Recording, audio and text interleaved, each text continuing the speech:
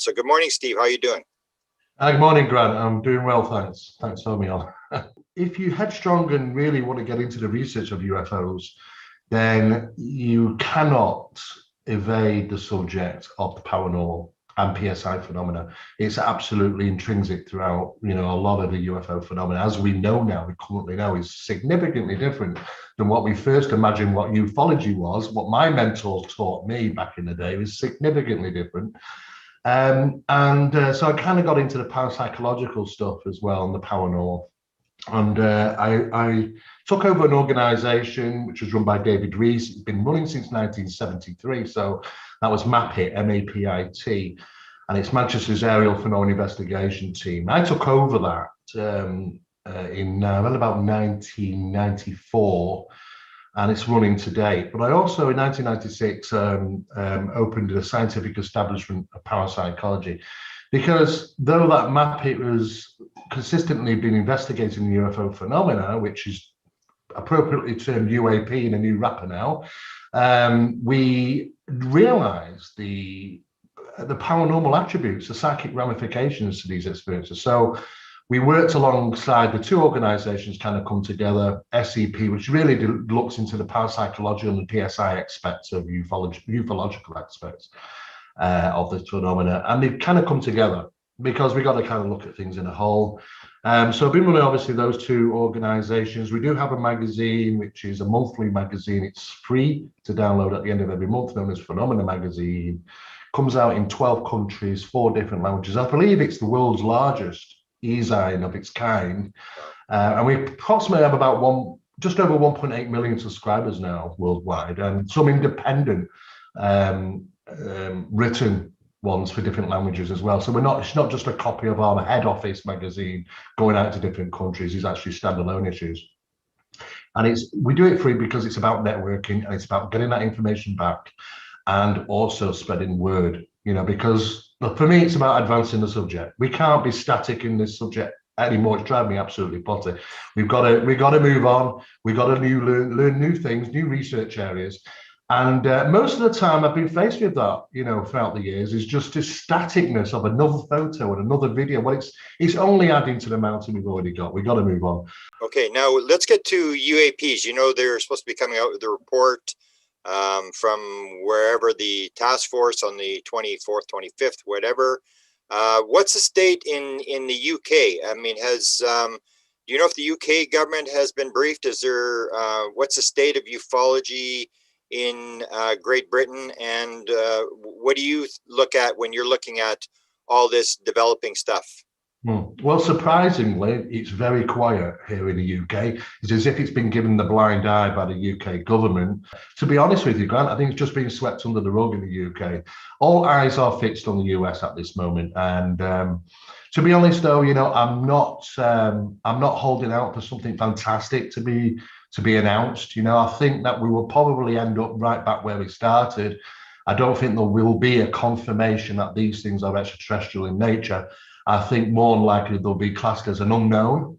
Of course, utilizing the fact that there could be other countries involved in the manufacture of these exotic drones. So I'd love to hold out for the fact that, we are going to get some real confirmation, but, I don't think it's going to happen, really. I think we're going to kind of still be in the same rut we're currently in, asking that ultimate question: are they theirs or are they ours? And as I've stated, depending on what day and what research I read, I sway from side to side. I'll get up on a Monday morning thinking, do you know what? I thought heavily about this stuff on UAPs, and they've got to be extraterrestrial. I mean, surely we couldn't have that technology. And then I find something out that leads me to believe, well, you know what? There is a possibility that we could. Especially regarding, you look at the very, very top question here. Is, are they ours or are they theirs? The principal thing that comes to light when asking anybody is that if you take, for example, the Tic Tac UFO, is its speed. It transitions from 80,000 feet to around about 80 feet in seconds. That's an incredible speed. What's it going? Mach 6, Mach 7, Mach 8, But then, if we go back and really start looking at other people's research, I had a lengthy conversation with David Adair, rocket genius. And his information is just staggering.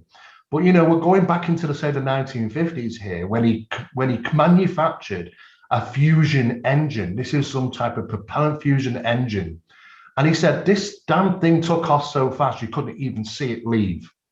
And it traveled all the way to Groom Lake within minutes. We're talking thousands of miles an hour. This could be, you know, traveling up to 12, 13,000 miles per hour if he's correct in regarding his information. And, you know, and he's a clever guy. I've seen the statistics, I've seen the information that is shared with me.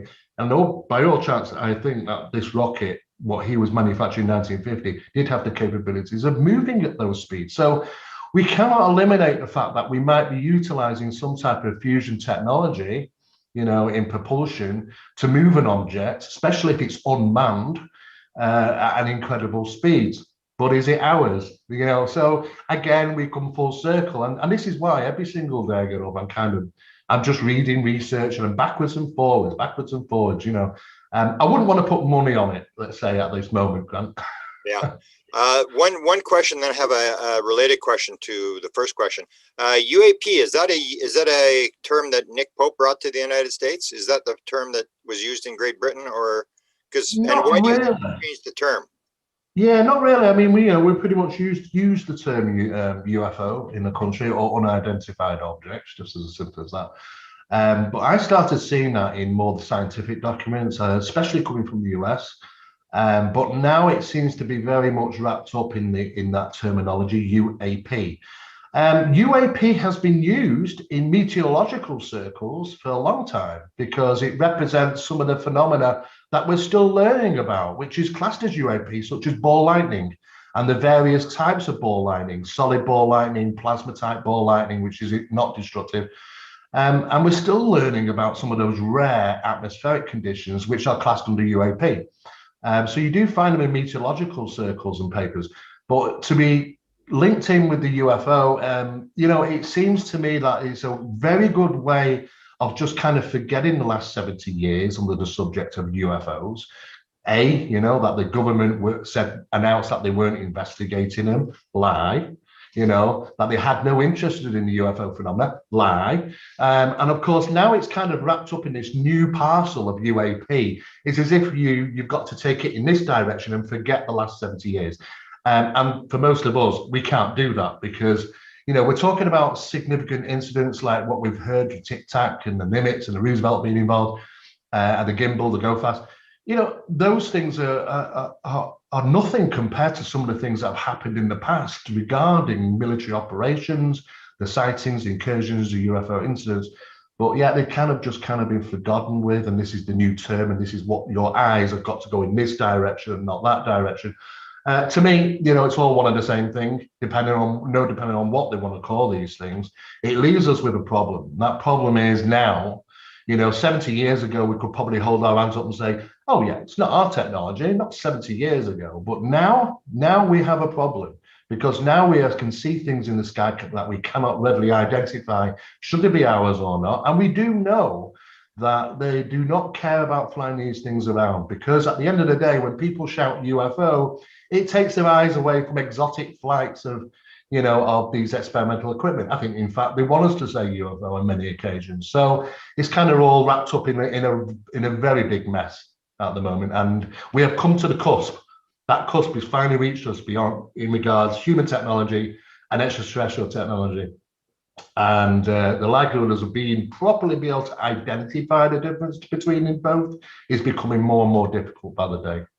Related to that, do you think that I have a podcast called Paranormal UFO Consciousness Podcast, and yesterday I detailed going back to an article I'd written many years ago called "The 64 Reasons They've Decided Not to Tell You the Truth," and one of the ones I'd considered is the whole idea of patents, that there are people in behind. Would that be part of the situation where if you're working on this stuff and you're on the leading edge, you're not going to come public with your material until you have a patent on what would be leading edge technology, which would be worth an awful lot of money? Do you think? Yeah, I mean, it's like, you're absolutely right. I mean, we know from working with some of the technology. I mean, we've been involved in creating our own technology regarding GPS tracking apps for phones, which monitor, the situation your environment is when you're entering it. So it alerts you and things like that. Coming up with patents is a tricky business, because if it's such a fantastic product, you've got to be careful, because patenting on a product means that you've got to reveal everything pretty much about that, about this, how it works. And of course, there is obviously, if you don't want it ending up in somebody else's house, there's obviously some concerns there, which led me to believe that I wonder if patents actually come in because they're actually working models already. Now, if they are operable, then I'd be surprised if we aren't using them for one reason or another. And it intrigues me when you come across incidents such as 2004, and it was an Iran military document stating that the CIA in 2004 were monitoring their military sites, the nuclear capabilities, and so on and so forth, utilizing drones. These drones could travel. Well, they took a reading at Mach 10, which is about 7,500 miles per hour. I mean, you got to consider, the SR-71 was flying at 2,300 miles per hour, and that we thought was fast. These things can stop at a penny and hover, and they just scoot out the area like a rocket in the sky, not being in any way capable to catch these things by any of their military jets. And this is in 2004. I mean, when you read these documents, you think, if the CIA own things like that, then we've got a real big problem, because how on earth are we supposed to identify, a real phenomenon, which I truly believe exists? And I think the only thing I can determine the difference now is that I do know that the real phenomena can materialize and dematerialize, in a sense of speaking, and also materializing or manifesting key locations around the planet, which they seemingly like to do. And I don't tend to see that in some of the exotic tech. That's the only thing I can determine the difference between at this moment in time, to be honest. Let me ask you a question. A Bender from Politico came out and stated that there was a government program to look at the interdimensional nature of these things, that they may be from here, but a place where you can't see, this kind of interdimensional thing. And Kit Green, if you read John Peniston's book, where he goes to Peniston and Peniston says, "What are you doing? I want to know what you're doing." And he said, "We're working, Bigelow has the contract. We're working with experiencers, and we're trying to figure out how does the phenomena pop in and pop out just as quickly, the interdimensional nature of these things," which indicates that they may know this idea that this may not be as extraterrestrial. Have you looked into that sort of aspect? I'm sure you have. And that's where we get into this thing of the psychic link, that it may not be as nuts and bolts as people think it is. Exactly. I mean, I think if it was traditionally, as we were taught, just as my mentors taught me, that it's a physical nuts and bolts craft, traveling the linear distances of the vast space to come and visit planet Earth with give love and light. I mean, it was it's a very science fiction, our type of physics thinking, really. But now we know, from the evidence we're gathering, that doesn't seem to be the case. I mean, considering how many UFOs are seen on a regular basis worldwide, statistically, there's thousands of these things. And, as they travel through the ionosphere, like a boat leaves through water, it leaves a wake. And those wakes are easily identifiable and visible to, especially, SETI programs and things like that. But their comments are, space is unusually quiet. So where the hell these things are all coming from, is a whole different theory of thinking. And like I say, I think it doesn't help the fact that, when people say, "Oh, when are we going to get disclosure?" I think that might have varied significantly if it was just as simple as extraterrestrials traveling from distant planet, just as we might do. I think there's a huge amount of this phenomena that's seemingly deceptive. It's perceived, we can perceive it to be different things, or they can make us perceive different things. It's got a very intrinsic paranormal strain that runs through it. There's the psi phenomena.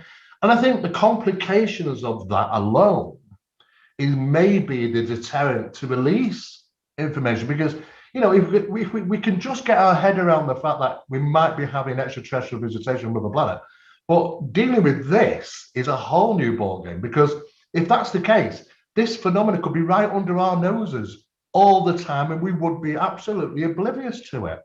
Now, with information coming forward from countless amounts of physicists saying, do you know what, there's evidence of another reality, there's a parallel world, there's something else right next to us. We can recognize it because of gravitational distortions. We know it's there, it exists. People keep saying this over and over, and it's been going on since, well, as far as I know, 2016. They shout it from the rooftops, but nobody seems to be listening to them. But if you put all the dots together, the evidence takes you in a completely different place.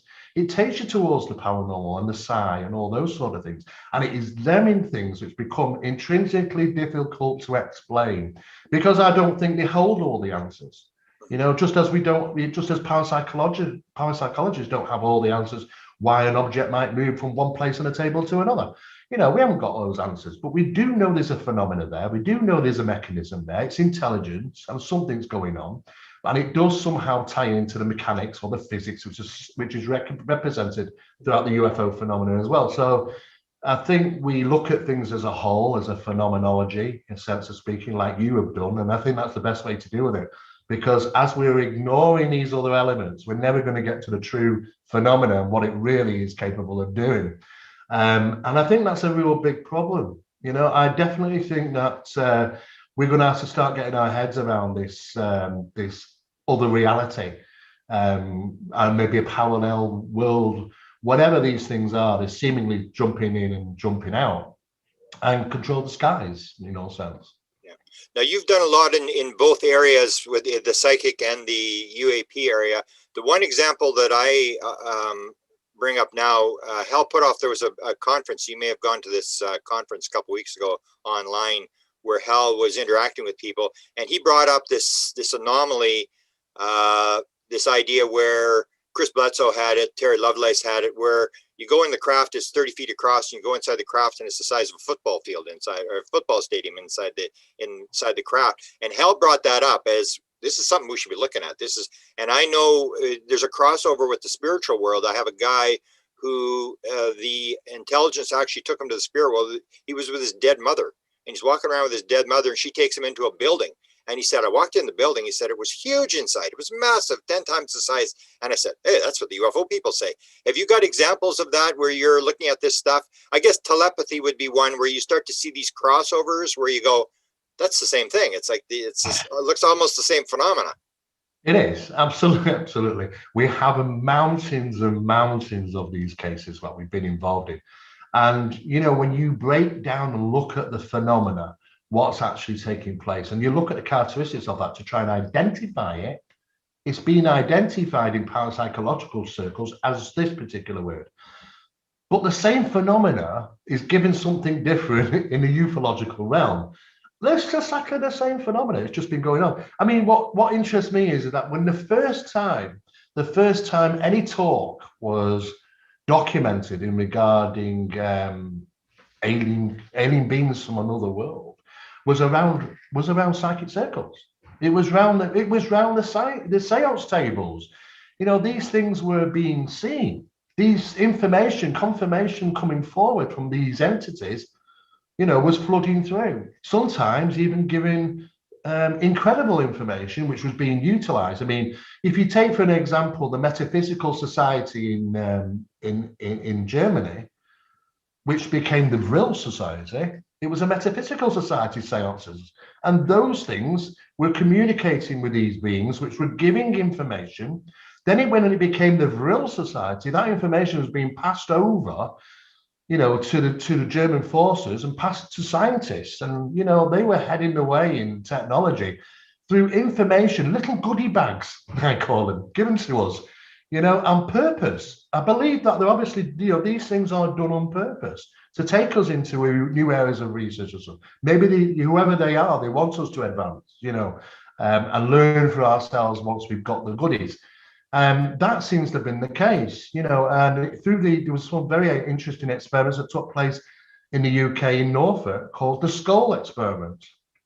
Entities were seen, photographed. And in fact, they actually had to close down that group because of the incursion. Because there were so many that wanted to come through, they lost control of the circle. It's as simple as that. They were warned, they had to close it. And it was affecting, it could affect something within the time, what the knowledge, those sort of things. They didn't quite understand, but they had to close down the operation. And they did. But if you talk to the person that ran those experiments, he will tell you that phenomena of these beings, the UFOs, because UFOs were seen during seances. They were the size of dinner plates, and they were incredible. And they looked as if they were real, silvery discs flying around the room, and at the same time, pinpointing a place with light from them on the table. And as they moved around the room, they managed to keep this pinpoint on the table. And there were several of these things seen, as well as balls of light phenomena, which landed on people's hands. I mean, I know people have been involved in that, and they are absolutely telling the truth. I've seen some things which are not in the public domain. I don't think they'll ever get into the public domain for a long time, but I've witnessed some of this stuff myself. I've seen some photographs, I've seen video footage, and it blew me away, to be honest with you. But if you can experience that around a table, you know, in a cellar in Norfolk in the UK with a set out experience of mediumship, then, you know, where's the limitations? You know, we have to say that, you know, intrinsically it's part of that phenomena as well. The communications, the manifestations of these objects. All we see is maybe on a grander scale in the, you know, throughout the world in our skies. But to me, it's kind of one of the same thing. It's just the terminology on these things gets a bit confusing. So you've duplicated some of the skull stuff. You've gone down that road and done a lot of research. How would you interpret the phenomena that we're dealing with, whether it be through UAP or through mediumship, or like, I guess the question is, what's the nature of reality in terms of what you've been able to discover in dealing with this paranormal stuff that shows that we've got some anomalies and we've got some problems in the way we understand things, and we have to add some blocks to the mix, or we're missing some puzzle pieces. Yeah, I mean, well, some of this phenomenon, a lot of this phenomena is like an empty toy, you know, and we come along with the batteries and we put it in, you know, and then they spring to life. In other words, there's a cooperation, you know, between the experiencer and the phenomena. And that is seemingly taking place. We do know that conjuring this phenomena also works. I mean, if you take, you know, 6 psychic mediums and put them around the table and conjure this phenomenon, and you see entities or you see strange little ships and things, whatever, it's no different than taking 6 meditators out on a beach, you know, and conjuring some light phenomena in the sky, which kind of falls very similar into the CSETI program. It is the same thing. You know, it's a matter of the right people, the right consciousness, and the right timing and the right location. I've demonstrated this. I've put money on it. I've took people out onto a location. We did this in Palm Springs, and we took them into a location where we had already priorly researched. It was a positive, highly potent positive magnetic anomaly. And we got up there in the middle of nowhere, and phenomena, he didn't let us down, let's say. You know, there was a close encounter with this phenomenon, and some of these people panicked we were with. But they, you know, they assured us that they'd be okay. But some of them did panic a little, I have to say. They didn't expect it. But we were right again. You know, we can go to these locations. We know if you've got the right mindset, that phenomena will introduce itself to you. You know, but at the same time, you know, you can also track these locations, which we've been doing around the world, and visiting these things and getting some. Most of the time, you know, at first they wouldn't allow us to photograph them. They wouldn't appear themselves with us with cameras in our hands. It was only when we put them in the trunk things started appearing, you know. So, but over a period of time, and now and again, they'll allow us to photograph and video, and we've got some amazing stuff, you know. But it seems there's some type of connection that's going on between the observer. You know, these things can just, I mean, like the one in Palm Springs, just manifest. It didn't come into sight. It just bang, it was there. It's as if it was always there and we couldn't have seen it. Suddenly, bang, it's there, and then it just imploded on itself and it was gone. It was like, you know, just showing I'm here, you know, you were right. And seemingly they're obviously in control, but because they know about us, they know about what we're thinking, They know what plans we've got. They know if we've hidden the camera over in the bush. You know, there's no beating them on that one. But the conscious connection is very, very strong. They've demonstrated that mountains of time, even when they have in the 1980s, the shoot down order. Pilots are given the shoot down order. They were saying, we're trying to get weapon lock on these things, and suddenly they're doing evasive maneuvers as if they knew, because they read the intentions of the pilot. They know how to countermeasure these incidents. But I'm not seeing aggression. I'm seeing that they'll protect themselves if necessary by shutting down electronics, but I'm not seeing aggression. So everything is about a threat at the moment, and that concerns me a little bit, because I keep thinking, well, if they've been a threat, shouldn't we have considered this back during the Second World War, when they were tracing our aircraft backwards and forwards? And shouldn't we have had this at countless times, considering that there's a threat, and shouting it from the rooftops? I think really if we really do want to generate a threat, and what concerns me is that could a threat be utilized to manufacture further technology, which is not an advantage, such as weaponizing space, for an example. If you generate a big enough threat, then eventually someone in the Congress is going to pass it. Let's break the 1971 Space Treaty Act, and let's get weapons up there, because we don't know who these are. We couldn't defend. All I'm seeing at the moment, Grant, is people, pilots, generals saying we can't defend ourselves if they attack us. We've had it. If their technology is as good as this, then we couldn't stand the fight. I mean, we should have been saying this for years and years and years if that was the case. But it does concern me a little, I have to say. In recent times, I'm seeing a lot of that.